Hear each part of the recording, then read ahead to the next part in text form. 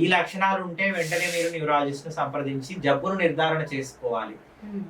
ఎందుకంటే ఈ విధంగా కాళ్ళల్లో వీక్నెస్, చేతులలో వీక్నెస్ అనేది రక్తంలో పొటాషియం తగ్గిపోయినా వస్తుందండి. దాంట్లో ఈ ఐవిఐజీ ఇవ్వాల్సిన అవసరం లేదు. దాంట్లో కేవలం మీకు ఆ పొటాషియం అనేది బయట నుంచి ఇంజెక్షన్స్ రూపంలో, నోటి నుంచి సిరప్ల రూపంలో ఇచ్చిన మంచిగా అవుతారు.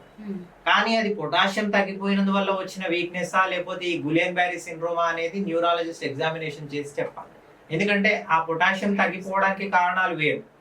సింపుల్ లూజ్ మోషన్స్, వామిటింగ్స్ వల్ల కూడా పొటాషియం తగ్గిపోతుంది. ఇంకా వేరే వేరే కారణాల వల్ల మీ కిడ్నీలు సరిగ్గా పొటాషియం ని హ్యాండిల్ చేయలేక పొటాషియం అంతా యూరిన్ లో వెళ్ళిపోయింది రక్తంలో నుంచి, అప్పుడు కూడా మీ కాలు చేయి వీక్నెస్ అవుతుంది. కానీ అది ట్రీట్మెంట్ చాలా సింపుల్, దీని ట్రీట్మెంట్ చాలా పెద్దది, బర్డెన్ పెద్దది. కాబట్టి ఎప్పుడైతే మీరు కాళ్ళలో చేయిల్లో వీక్నెస్ గమనించారో వెంటనే రావాలి. 100లో 80 మందికి కింది నుంచి స్టార్ట్ అయ్యి పైకి వెళ్తుంది. కానీ కొందరికి ఓన్లీ చేతుల్లో స్టార్ట్ అవ్వచ్చు, ఓన్లీ కాళ్ళలో స్టార్ట్ అవ్వచ్చు. కొందరికి కంటి కండరాలు కదలవు, కళ్ళు స్టక్ అయిపోతాయి, కళ్ళు రెండు కనబడతాయి.